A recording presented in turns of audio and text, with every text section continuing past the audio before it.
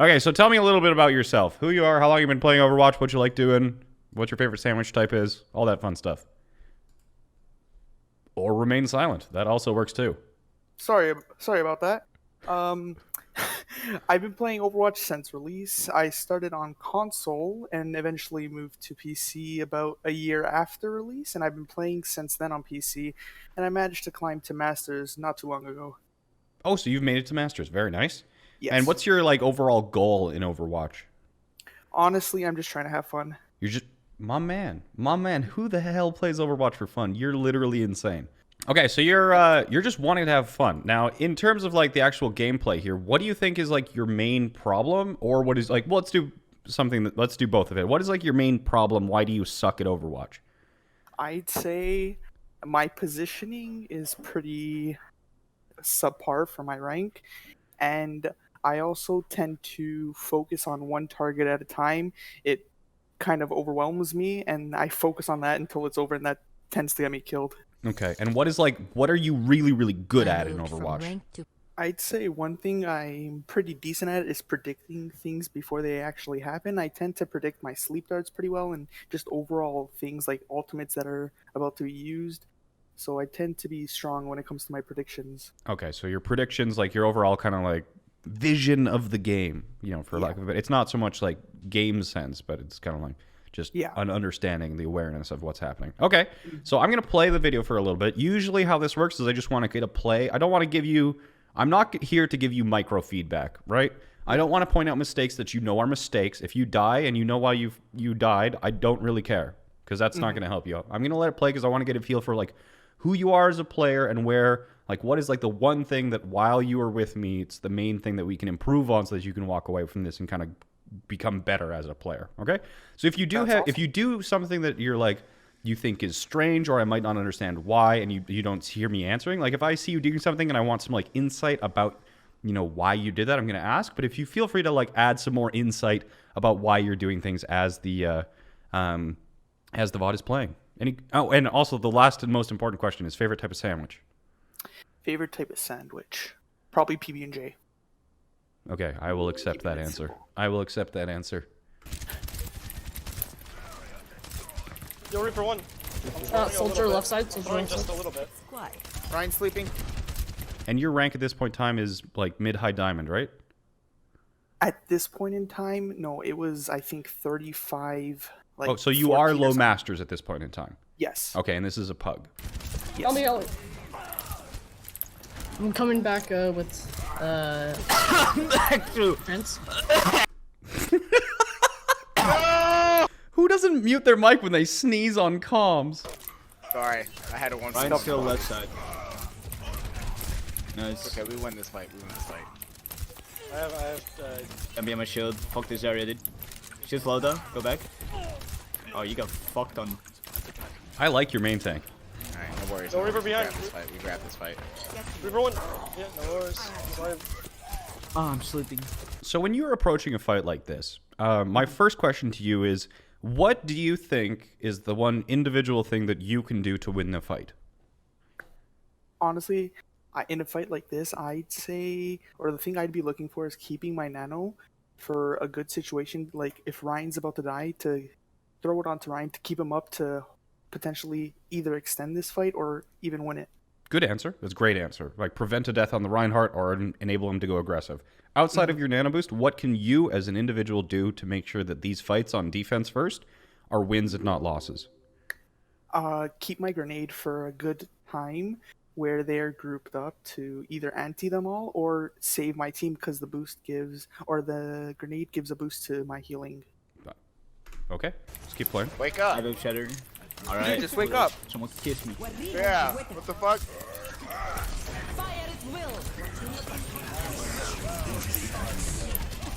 Soldier's low. Oh no, he's full again. He's full again. I still have shatter. Oh, they have. They have a lever? Did they get him back?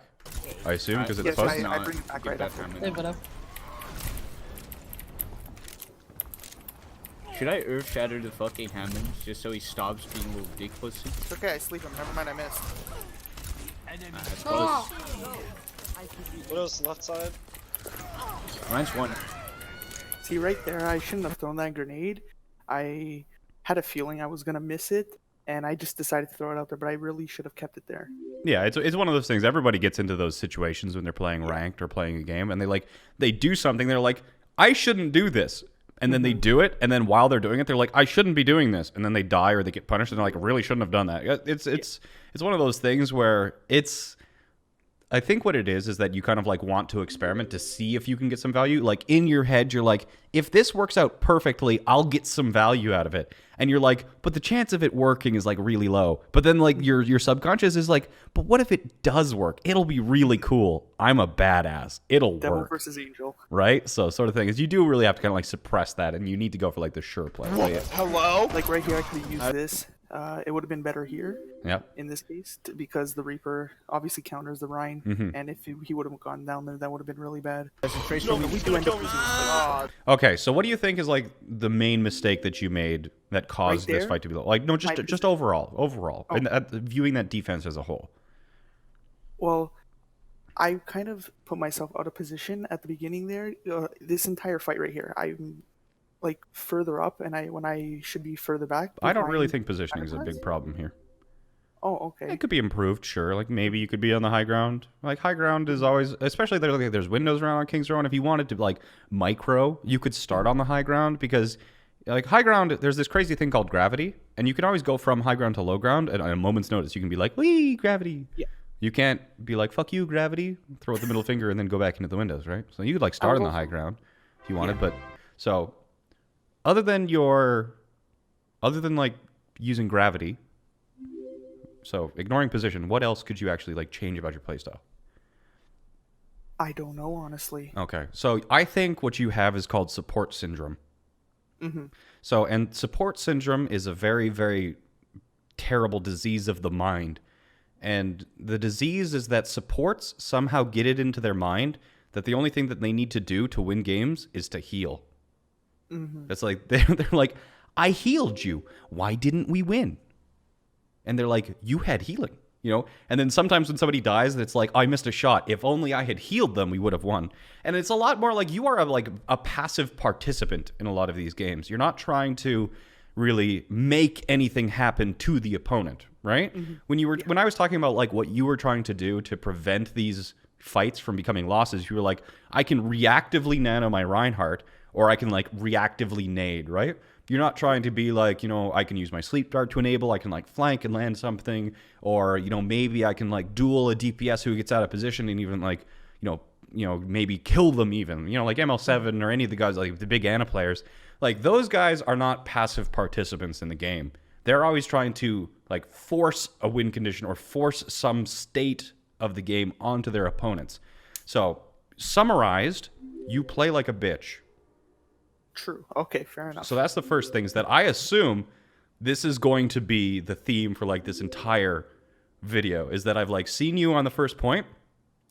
You're not trying to force any sort of condition on your opponent. So through this, I'm going to be like pushing you really hard to try and figure out, as a support, what can you do to individually win team fights? Because you are not a mobile health pack. You have to be more than being a health pack. Bionics, thank you so much for the 20 gifted subs. People like Toxic. Oh boy, you guys, you guys are new to VOD reviews if you think that's toxic. Bionics, thank you so much for the 20 gifted subs. You've been such a consistent, long-time supporter of the stream. I really appreciate it, my friend. Congratulations to the 20 plebeians joining the Elo Hunters. Elo's like, I got none. Okay, so that's the first thing, is that you're passive. You have the ability to win games, right? But currently, you're not looking for any of those opportunities. Fair enough. Yeah, no, fuck no, we're contesting. Let me try and just... Oh, dude, that ball was gone. I'm not ready to hang it up. Aw. Oh, just kidding. Yeah, I'm gonna go behind them and air shadow them, alright? I don't want a sure, I want a yes or no, sir. You see McCree? Dude, I dare you. Jeez. I threw. There's a Reaper behind me, help me.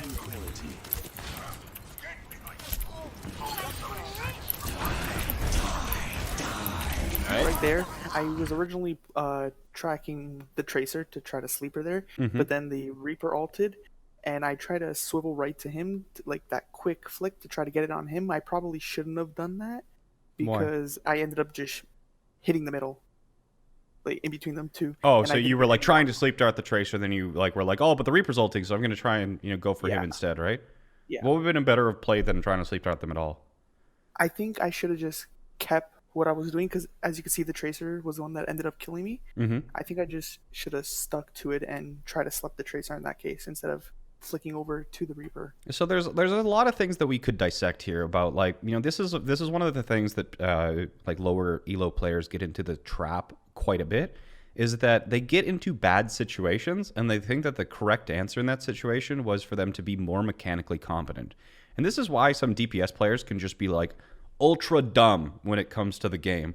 But there's some people who have like the mechanics of a Grandmaster, but they play Overwatch like it's Call of Duty. They respawn, they run into a fight, they frag people, and then when it doesn't work, they're like, instead of fragging one, I must be able to frag two at the same time. And like, there are a lot of bad situations that you can get into yourself that you can get out of through mechanics. Like, you can compensate for mechanics, and it's always going to be the first thing that people jump to is going to be like, oh, if you had simultaneously slept both the Tracer and the Reaper while shooting the Widowmaker in the face who was sniping you through a perfect sightline, you might have won this. Like, if you simultaneously outplayed 3 different DPS at the same time with that level of mechanics, first, you'd be a god, and second of all, maybe you would have lived.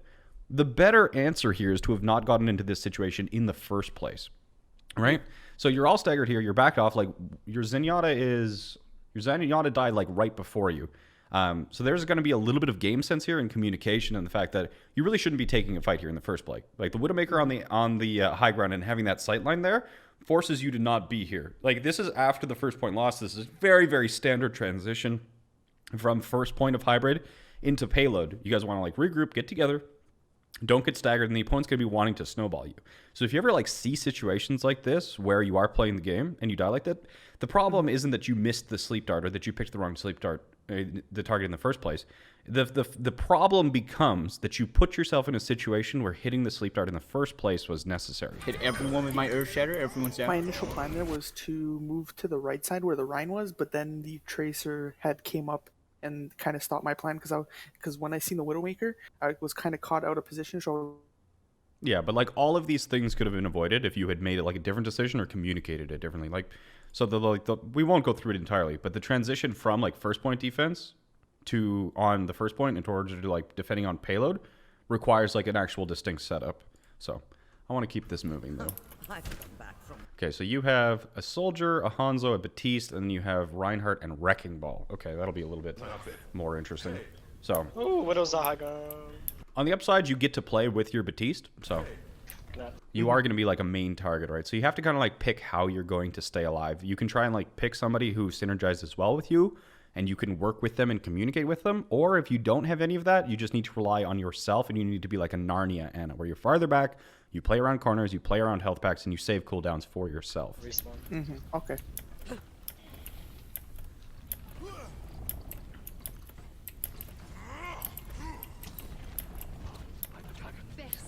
This Tracer on a Soldier. I'll look at it.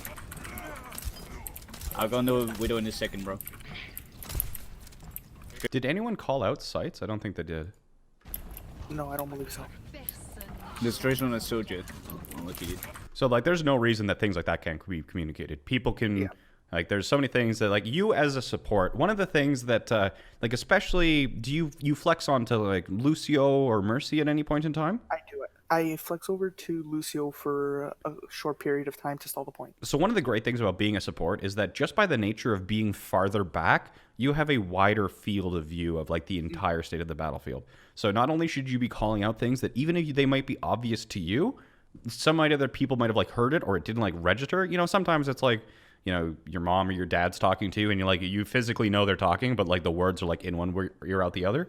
Maybe somebody zoned out, or they were like holding tab trying to look at ultimates, or they were trying to like track something and they just missed it. So just like that little communication, like, you know, Widowmaker sights, and then if you know how long it is, you can say the time. But little communications like that, and then it's also super important for the supports to call out like flanks. So the Tracer call was good, but especially as a support, even if you like, you can just be like informational callouts. Like there's a tracer high left, you know, Widowmaker's got an angle on the right or something like that. You know, Widowmaker sights. These things, you need to provide information. This is the support that you're providing to your team that goes beyond just healing, raw healing. Yeah. That is one thing I really have to work on is my communication. I really lack on that as well. I came from like Overwatch on console where not many people talk, so I haven't really gained the skill. Okay. Yeah, like communication is a learned skill, just like any others. Nobody is good at communicating. Like you can learn to communicate kind of like inter-fight, like between fights, and then you can take that and kind of like amp it up and learn how to communicate mid-fight. Like Emong loves to tell the story about when I was learning to shot call. Is that I would like join into lobbies and I'd be like, "Hi guys, I'm Jayne. I'm learning to shot call. I'm going to be talking a lot this game. I hope I don't annoy you. I'm not very good at it. If you have any advice for me, please let me know what part of my shot calling you didn't like." And I would say that at the start of literally every single ranked game that I queued into, and I would force myself to talk. And at the start, I would just narrate everything that I was doing and I was seeing, and I was flooding comms, and people like couldn't think because like, you know, there's like a Winston and a Tracer like doing their own thing, but this poor Zenyatta in the back line is just narrating literally everything he sees, and nobody else can concentrate on anything else but what I'm saying. And then I kind of like learned, you know, the things that I can keep to myself, but the stuff that's important to give to other people. So yeah, like you have to force yourself to communicate if you want to get better at it. Nobody's just naturally good communicator.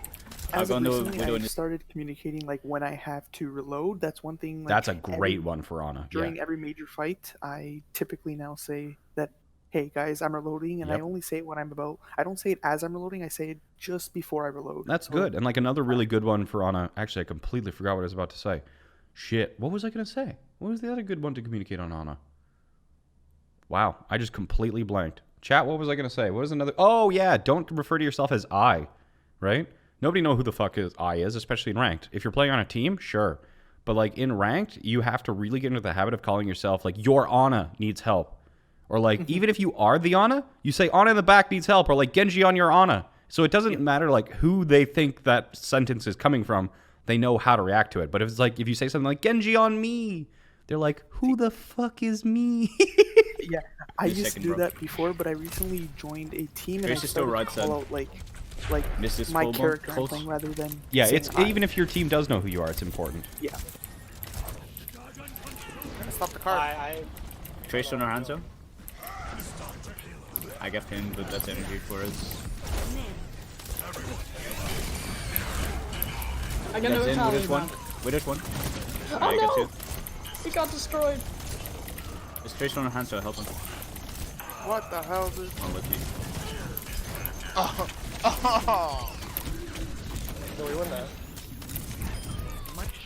So what did you actually accomplish during this fight?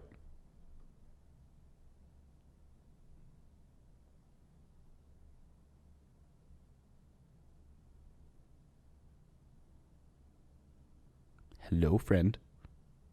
Sorry, I was muted. What did you actually accomplish during this fight? Right there, I was trying to stall out the point because I No, noticed from the point that we've last paused.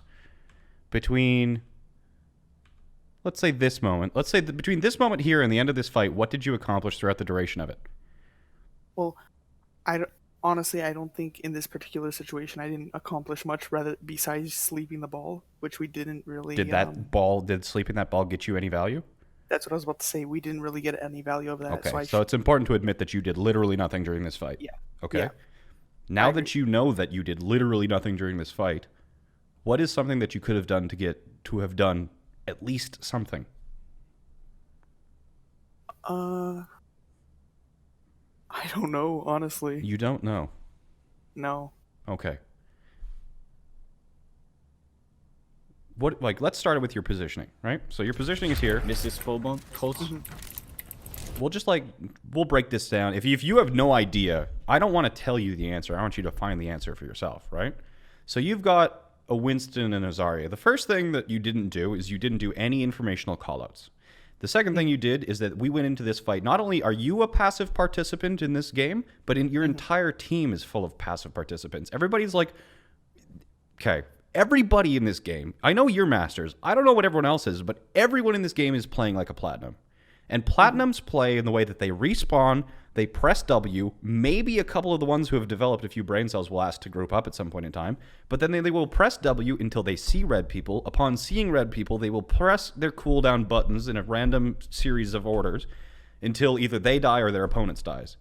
There's no thinking involved. If you want to like climb the ladder, fights need to be purposeful. Actions need to be purposeful. You have to have some sort of goal in mind when you go into every single fight other than I'm going to use my cooldowns and hope something happens, right?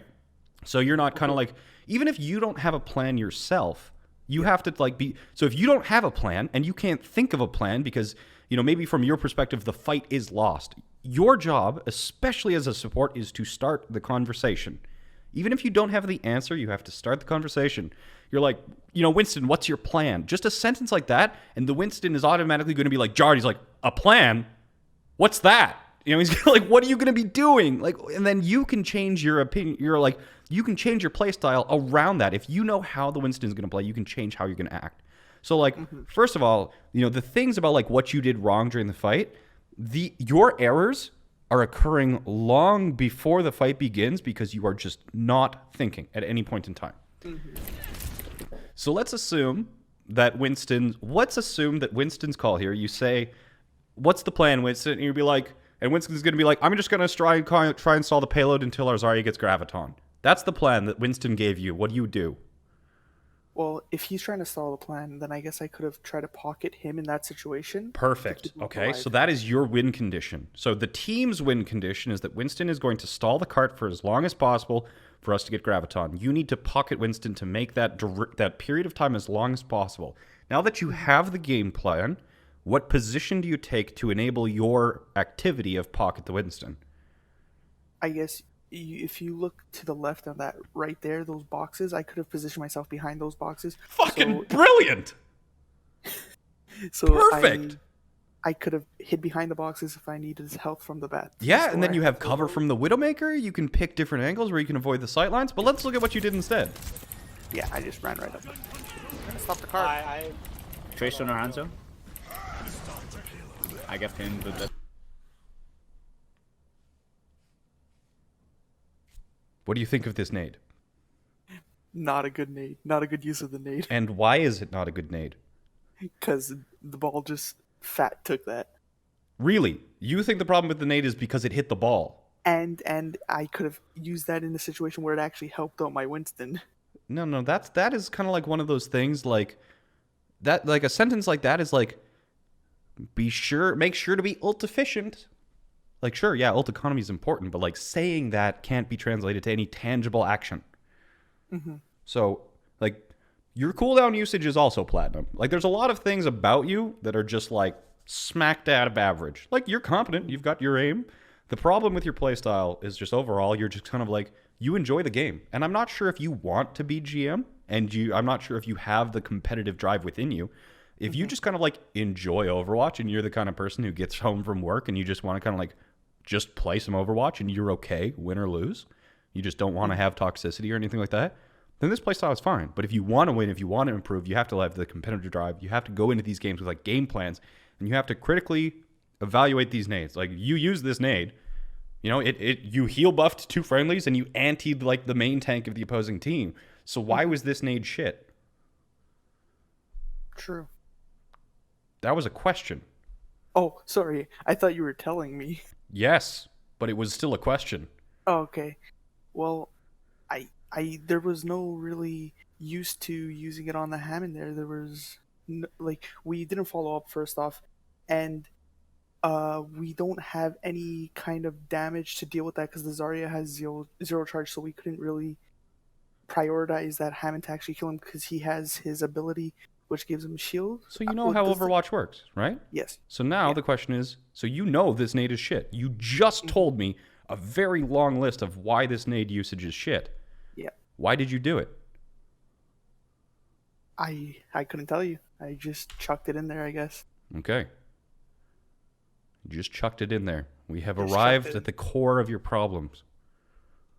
You made it to Masters. Literally without thinking. See, one thing that I've heard before is, like, don't keep your nades forever, or don't keep your abilities forever. Try to use them, because if you're never using them, then you're not getting any value out of them. You know what I mean? So I kind of just sometimes do it thinking, if I'm not using this, I'm not getting any value whatsoever from it. But then it comes a time where I, like a few seconds later, right, if I would have thought, and I could have used it better there. You know what I mean? I do, but it's wrong. Yeah. Where did you hear that advice? I've heard multiple people like in game say that if you're not using it, just like throw out your sleep dart or whatever, you're not using it whatsoever, or your nade, you shouldn't hold to use your nade. This is things I've been told. Okay. So have you ever played Roadhog at all? No, I don't tend to play DPS or tank really. Okay, so if you were, you only play support? Yeah, typically. Okay, so I'll role play as I'm a Genji, okay, and you're an Ana. Mm-hmm. If I am sitting in a window nearby, mm-hmm. and I am throwing shurikens out trying to build my Dragon Blade, and I see the enemy Ana throw their nade, what am I gonna do? You can't. Well, if you're above, you let's just. Say I'm gonna above, fuck you up. Yeah, you can. I'm gonna fuck you right dive. up. Yeah. Yeah. And why am I gonna do that? Because I don't have nade. But what is the presence of the nade? It first off heals me and it antis the. It is a Genji. threat. Yeah. As soon as you use a nade, whether it gets value or not, the threat is gone. Mm-hmm. There are always options. The more cooldowns you have, the more abilities you have, the more options you have. And the more options you have, the more ways you can threaten your opponent, right? If you're in a window or something like that, the option of jumping out of the window gives you different ways to play against the opponent. Mm-hmm. You do not have the option of levitating your ass into a window, right? So consider it being like on a superposition. You're in the window and you're also simultaneously on the ground, because you can do that at any point in time. Having that nade means that you can either not use it and threaten it, but the Genji is not going to dive you if you have your nade, because as soon as he dives you, you're like, you just died, right? The other thing is that whenever you're trying to like gain value in a fight overall, there's going to be NC. We're just going to call it NC abilities. NC abilities. These are non-cooldown abilities. Non-cooldowns abilities are WASD, jump, and shooting. Like, shooting is a little bit of a weird one because it depends if you have reloads. Like shooting can technically be considered a cooldown. So like shooting's a little bit mid one. Then we have cooldowns like CDs, and then we have ults. And then after that, you like if you're playing like League or something, and there's something that's on an even longer cooldown than ult, like Flash or something. So I was being taught League earlier. And they told me that Flash had a cooldown of like 5 minutes, which was like longer than Ultimate. So I was like, wow, that includes a whole nother level of strategies. So the thing is, if you're trying to like win a fight overall, you want to take space or like get value using your non-cooldown abilities that require cooldowns to counter. And then you want to be using your cooldowns in a way that require ultimates to counter. Okay. So this is like, there are sometimes concepts that have a profoundness to them that I say, and you're like, yes. And you're like, yeah, that makes sense. But you really need to kind of like appreciate what this means, right? Yeah. It's very simple. Like if you're a Winston and you're chasing a Mercy or something like that, if you dive a Mercy, what is that Mercy going to do? Well, she has her Guardian Angel. Exactly. In which she will fuck off away from you. Yeah. Skedaddle. And the Mercy will not die. Okay. So what happens if instead of that, you use a high ground, you use your WASD, and you just like Winston hopping around, and then you're like, surprise, I'm in the back line. And you end up in the back line, and then the Mercy Guardian Angel is away from you. What do? You jump after the Mercy. And then the Mercy dies, or has to use her ultimate, Valkyrie, in order to survive. And then you've forced a cooldown. The usage of your cooldown could only be countered by an ultimate. That is like an ideal situation. Okay. So if like using ultimate second, there's a like being proactive is always good, but using the same like tier of ability first, is usually bad. So, like, for example, if we're doing, like, dive matchups, we're getting, like, super theoretical here just because I'm trying to prove a point. But if there's, like, 2 Winstons, right? Both of them have cooldowns. If the first one jumps, whether it's the backline, let's just say that Winston A jumps, like, there's going to be 2 Winstons here, right? There's a Winston here and there's a Winston here. If this Winston jumps the backline of this Winston here, this Winston suddenly has more options because this Winston can counter dive this Winston and fuck him up. Or if he thinks his backline is safe, he can counter dive the other Winston and fuck up their backline, and then this Winston dies as well, and this Winston's super happy. Right? So you want to be able to, in an ideal theoretical world, you want to proactively use your non-cooldown abilities in ways that force the opponent to react to you with cooldowns, in which you can counter with cooldowns of your own in order to force their ultimates and just utterly destroy them. So that's of the benefit of, like, having your cooldowns, keeping them as a threat. So instead of just, like, arbitrarily chucking your cooldowns, you've come up with a game plan. You're going to play far away. You're going to be using your cooldowns as threats to make sure that they cannot attack you, and if they do, they die. And then overall, that is going to be how you win this fight. Okay. Okay, questions? No, I think that was fairly well explained, actually. Well, thank you. It's always fun to insult people and have them thank you for it. Trace on our Hanzo. I got pinned, but that's Well, energy I for brought us. this to you. You know what I mean? I didn't come here to be babied or whatever. I came here to learn. That's a good mentality. And you know what? If you go through this and you're like, if that's what it requires to get to the next rank, I'm not interested. That's totally fine. Like, I understand I'm not going to be pro because I don't have the mentality to go pro. Right? I'm competitive. I like to win, but I also like to have fun. And at some point, there comes a point where to get any better, I have to sacrifice to the fun that I like having. So I'm kind of like totally fine being like low GM. It's just kind of like what I'm happy with. But that was a decent sleep. I got no talent. So that sleep was decent. You got the Hammond. In order to get out, he's going to have to pop his adaptive. He popped mines. He got out. Pfft, that's fine. There's one. Wait, there's one. Oh I got no! 2. He got destroyed. There's Trace on our Hanzo. Help him. What the hell, dude? That would have been a lot easier if you were in the position we talked about and you were scoped in. Instead of having to deal projectile shots, hip fired, while jumping around, moving around, and there's a payload in the way. No, we win that. I know, bro. Help her on it, help her on it. I guess we're gonna run out again since we have Shari now. But I never played this fucking hero, so. You ever play Ryan? No, play DPS mainly. But So I guess fuck in it. a situation like this, we could be planning something out for future use, like you had mentioned earlier. Absolutely. I know we don't do that, but like we can plan to, let's say, if Ryan has Shatter, perhaps hide just behind that area right in front of us. So when they walk in, we could shatter them from behind. I guess, yeah, we can kind of plan ahead. So you do have a brain when you want to use it. Look at that. You are a capable individual if you want to be. Why, thank you. Shit, you can Zarya if you want to. I know how to play Ryan. I usually play Zarya, yeah, if I tank, but Switch off. change later or something. Not now. You're just on the left. Left stairs. Yeah, Trace our right side, actually.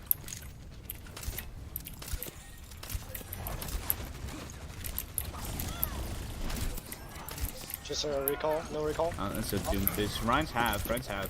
Oh, help me! What do you think of that, Nade? That I don't think that was a good nade, because right here my Zarya is low. It would have been better to use it on the Zarya right here that's about to die. Just a recall. No recall. That's a Doomfist. Ryan's half, You also, Friend's half. like, you threw I the... could have easily scoped in and, healed him. And my Oh, help me out! Is there also not a Batiste on the high ground?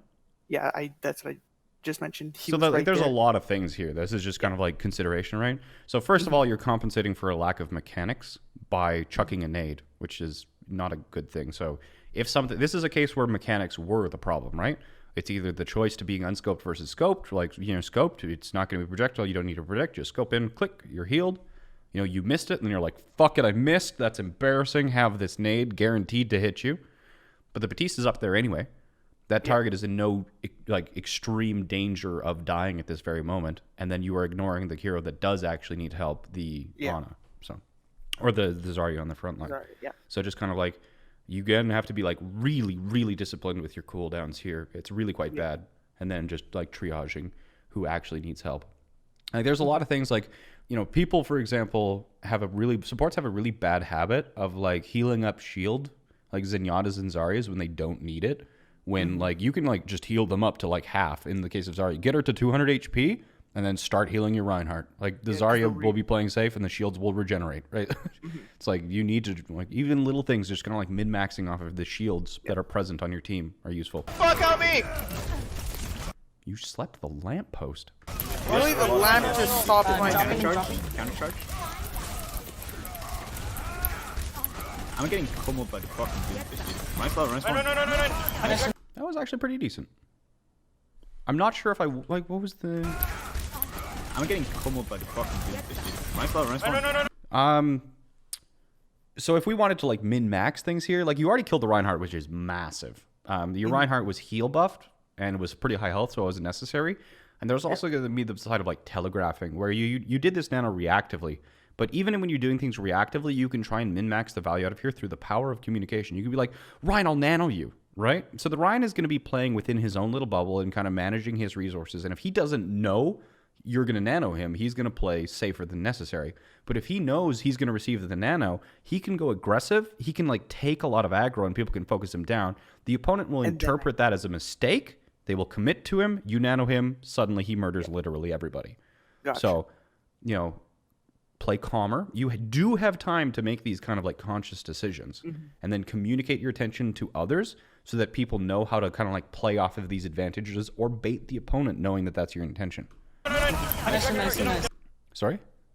No, I just said Okay. C9. What I could have done instead is let the Ryan go up, and we could have potentially even saved this nano, because if you would have gone up and we could have wiped the team, so I didn't have to waste the nano. Yeah, I'm not going to criticize you for like the use of the nano itself. Like, it's very, very easy when you're coaching to try and like criticize somebody from the perspective of hindsight. Yeah. Like, it's likely that you're going to win this fight, right? But was it realistic for you in the moment to know that this fight would have been won without the usage of nano? Probably not, right? So I'm not going to coach you from hindsight and say that, no, you shouldn't have used this nano because you would have won otherwise. Like, it was the idea to use nano, and if you want to do that in this fight or in future fights, try and get more value out of it. Let your Reinhardt know so that he can properly manage his own resources and bait the opponents in so that they commit to him. Cooldowns for ultimates. Okay. Right? He's going to be using his health pool, his non-cooldown abilities, which for him is going to be his shield, his WASD, his armor, his jump, all that. He's going to use that to get cooldowns used on him. He's going to use cooldowns. He's going to get ultimate, and that ultimate is going to cause him to like win the engagement. Yeah. Hold him at this time. Oh, just no recall. Yop is still on the mega. He's not dead. He's one. He's one. He's one. He's one. I'm dead. Anna, should run. I'm dead. Nah, you could have gotten more value out of that nade by hitting opponents as well. And like this entire time as well, like, is there really any necessity for you to be on the cart yourself? Like, so, See, at that point right there, what happened was, like how I mentioned earlier, where I tend to focus on one thing, because I was really focusing. I didn't notice that the cart had already passed the point, and I thought it was just before. But that's fine. Like, if you were going to retreat, you were going to get staggered here, right? And this is just I won't beat this horse any deader than it already is. Oh my god, dude! I tried.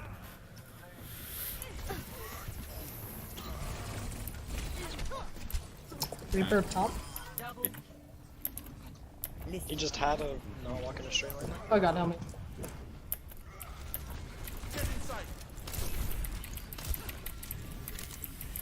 Alright, stay close to me. Hammond's sleeping up You're top. gonna try and shatter. So this is like, there's always going to be a range of cooldowns, right? So the ideal cooldown usage is a cooldown that has a high chance of success and high value. Those are rare, because if you see them, you're probably going to go for them. Then there's going to be cooldowns that have a low chance of success and a high value. So those are kind of like the real clutch ones, right? Yeah. If you sleep dart a Pharah from 9 miles away while she's over the well of Ilios and she dies, the chance of you pulling that off intentionally, fucking abysmal. The value when it works, amazing, right? So those are kind of like the high skill plays. Those are the clutch plays. And those you have to be like really confident in your ability, and you have to be like just intimately aware that there's not another occurrence in which it is more important to use to just get that guaranteed value on. And then there's kind of like high chance of success, but low value. So these are going to be the things that you're used in fights where there are kind of like no win conditions or where you just need to like sustain until some other win condition presents itself. So for example, if you're just like in a goats fight, for example, and you can't find an anti-nade on the opponent, you're still going to have to use your nade on your friendly Reinhardt. Or like, you know, if you get hit, for example, if you get hit by a body shot from a Widowmaker, the chance of the success of you throwing a nade at your fucking feet is pretty good. Like, it's going to be pretty impressive to miss a nade floor at your feet. Yeah. But it's going to provide a little bit of value. It's going to get you above the break point for a Widowmaker's body shot to kill you. Right? So that's a fine chance here. But this sort of thing is the point where, regardless of like whether it's high chance of success or low chance of success, there's no value at all. Right? Yeah. So if you sleep this Wrecking Ball, which you did, what is going to happen? Nothing. Honestly, nothing. Nothing, right? So this also removes the threat of, like, as soon as the Wrecking Ball wakes up, what is he going to know? That You don't have sleep. Yeah. So this is a situation where you went for like the low chance of success, low value cooldown play, which is probably the worst possible one, which is then going to remove the threat and allow the opponent to be more aggressive and take more, map control, more space, because he's going to be able to use his just normal cooldowns, his pile driver to your sleep dart second. 2. They have Reaper right side. Right side biome cool. Nice and nice. Tracer. Tracer behind. Oh! Oh, okay. Doom fist and Tracer behind. Get the immortality. Rise one. Got him.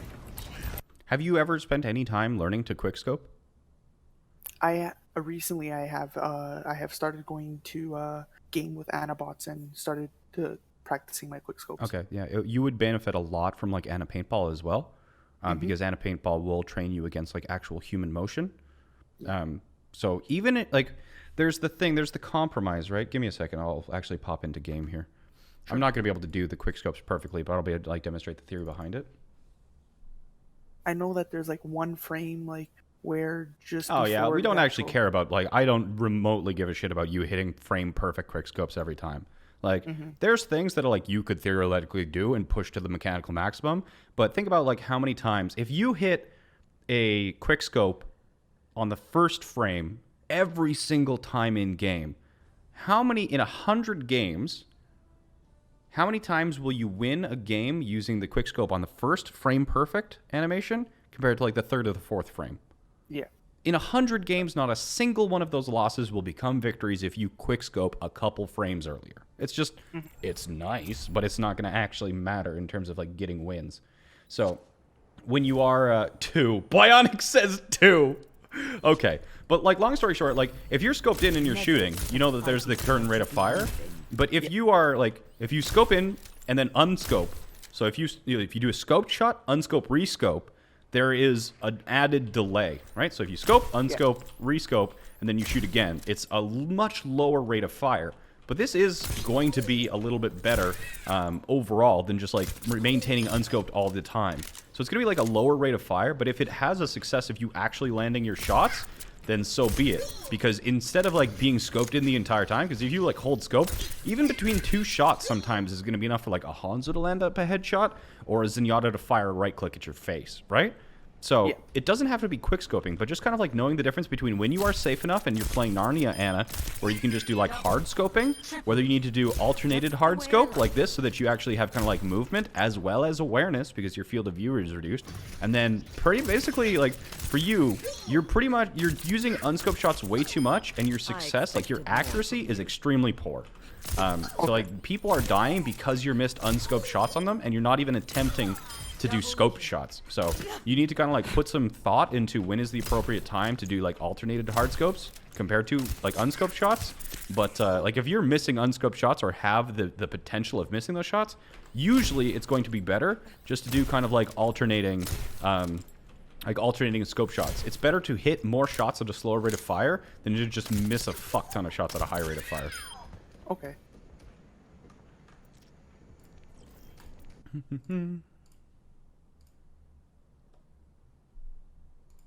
Kill the Doom. I'm behind. What? There's a lot behind actually. Holy shit, that's a lot. Y'all gotta call it out. I don't know what's happening behind us. I did. I said. Let's see if Yeah, I I can. did too. Let me. So in terms of like quick scoping, the only reason quick scoping is relevant because it will increase the efficiency of your scope, unscope, scope shots. Let me Zarya. Yeah. Let's see if I And can then- play them. Nah, fuck it, too late. You gotta get on. I can touch. Boop him into the. Oh, so close. This dude.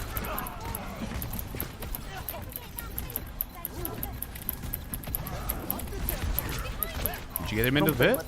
Yo, so Mortality on it or I'm trying to mortality? exist. Sorry. I don't play much of Lucio, so I don't exactly know how to play him. At this Fair point, I'm enough. just trying to stall. I'm not gonna coach you on like an overtime stall, Yeah. like whatever. I don't know. So like the good news is that you have potential. The bad news is that it's going to require effort to utilize that potential. Like actually trying and putting effort in, that sucks. That part's always awful.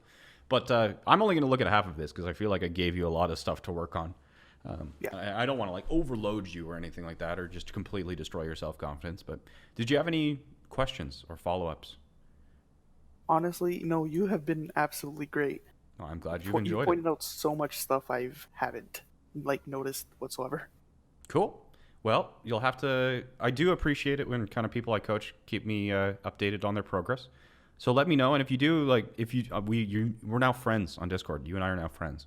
So if you do have any questions or you want to like rewatch the VOD, I usually recommend you kind of like take a day to absorb what I said, rewatch the VOD just so you understand what we were talking about. And if you have any follow-up questions, we're now friends on Discord.